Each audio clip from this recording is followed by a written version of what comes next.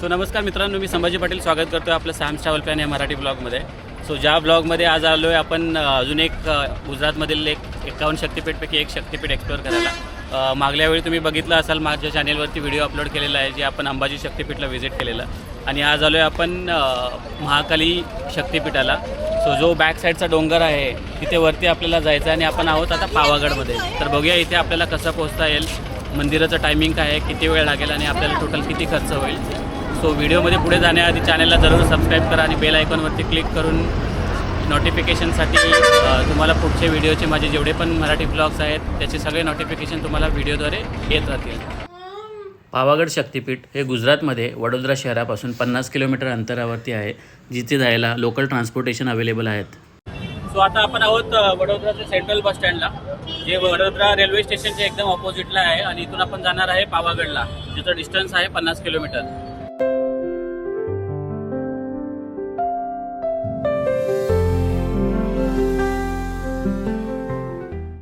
So आपण just पोहोचले पावागड बस स्टॉपला आणि पावागड बस स्टॉपवरून परत 4-5 किलोमीटरसाठी एक दुसरी बस घ्यायची आहे.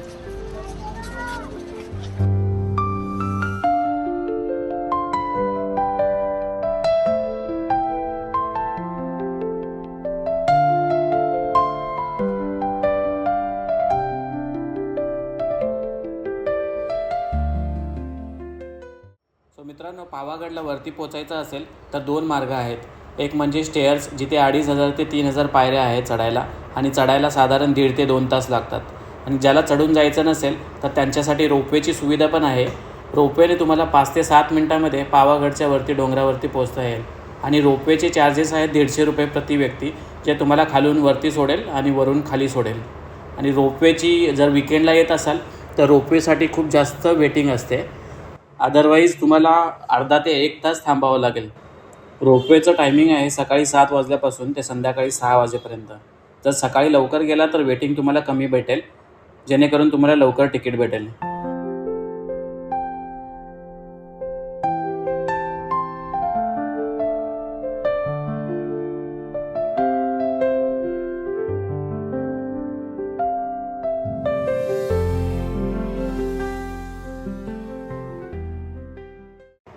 जसा जसा रोपवेवर चढायला लागतो तसा तसा खालचा नजारा खूप जबरदस्त दिसायला लागतो. ही दूरवर पसरलेली डोंगरांची रांग, छोट्या मंदिरांचे कळस आणि पायथ्याला दिसणारे गाव. आणि इथूनच तुम्हाला स्टेअर्सचा जो रोड आहे तो स्टेअर्सचा रूट पण दिसतो.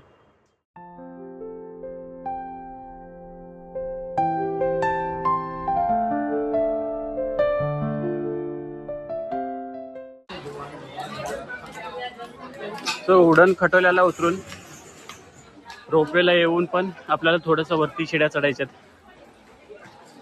ते बाजूला खूप सारी दुकानं आहेत, कोणाला काय प्रसाद वगैरे खायचा असेल तर. आणि थोडं पुढं गेलं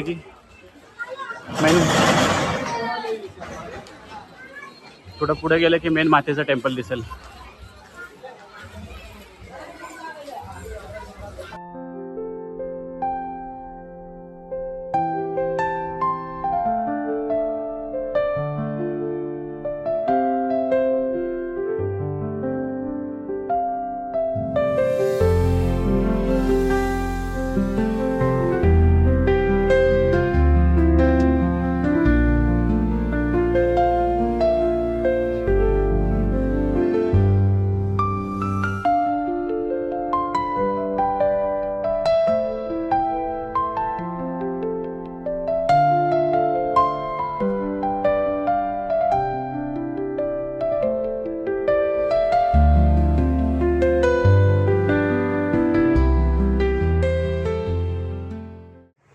थोडं पुढं आलं की आपल्याला पार्श्वनाथ भगवानचं जैन तीर्थक्षेत्र बघायला भेटतं. हे मंदिर संगमरवरी दगडातून बांधलेलं असून इथलं कोरीव काम खूप जास्त आकर्षक दिसतं. जैन समुदायासाठी हे एक प्राचीन आणि पवित्र तीर्थस्थान मानलं जातं. इथून अजून 5-10 मिनिटाची ट्रेकिंग करून आपण पोहोचतो मुख्य मंदिराजवळ.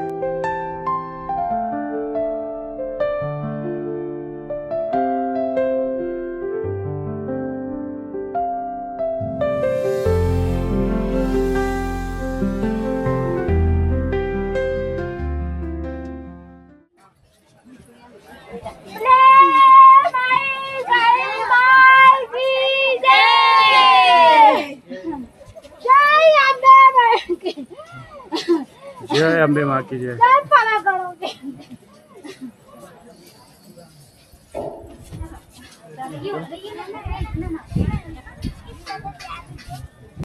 पावागड पर्वत हा 800 मीटर उंच असून तो गुजरातमधील पंचमहाल जिल्ह्यात येतो. इथे कळिका मातेचे मंदिर आहे आणि हे भारतातील 51 प्रमुख शक्तिपीठांपैकी एक शक्तिपीठ मानलं जातं. कारण पुराण कथेनुसार देवी सतीचा उजवा पायाचा पंजा इथे पडलेला होता आणि म्हणूनच हे स्थान शक्तीचं एक पवित्र स्थान म्हणून मानलं जातं. मंदिराची रचना ही 10व्या ते 11व्या शतकामध्ये बांधलेलं मानलं जातं आणि या मंदिरामध्ये कळिका मातेची काळ्या रंगातील प्रतिमा आपल्याला बघायला भेटते.